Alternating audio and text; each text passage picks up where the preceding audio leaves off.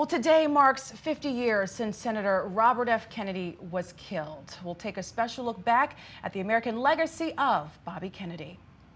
Robert F. Kennedy's legacy in American politics began with his role as the campaign manager for his brother's run for the U.S. Senate back in 1952, and 8 years later to the White House. But he became a force on the national stage as President John F. Kennedy's Attorney General. After JFK was assassinated, Bobby sought to forge his own path and become a U.S. Senator from New York. Well, pressure mounted for RFK to run for president back in 1968, but he resisted. But protests against the Vietnam War and racial strife were tearing the country apart, and RFK accepted his destiny. His run for president lasted just 4 months, but the impact would last for decades. He articulated a vision to bring together a divided and broken nation.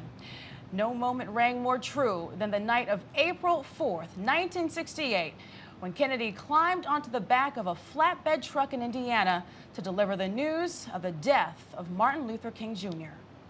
Martin Luther King was shot and was killed tonight in Memphis, Tennessee. What we need in the United States is not hatred. What we need in the United States is not violence and lawlessness, but is love and wisdom and compassion toward one another, feeling of justice toward those who still suffer within our country, whether they be white or whether they be black. After winning the California primary seemingly made him the Democratic frontrunner, the dream died on June 5th, 1968. RFK was walking through the Ambassador Hotel when he was gunned down. The assassin was a Palestinian man named Sirhan Sirhan.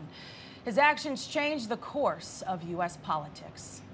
RFK died at the hospital the next morning. The country was rocked by the second killing of a Kennedy 5 years after JFK.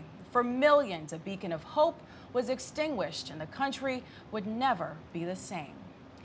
RFK's message of unity and peace did not stop with his death. Following his funeral at St. Patrick's Cathedral, RFK's casket was placed on a train that carried him from New York City to his resting place at Arlington National Cemetery in Virginia. Millions of Americans of all races and colors inched up to those tracks as it passed to salute, hold signs, wave, and pay tribute to RFK.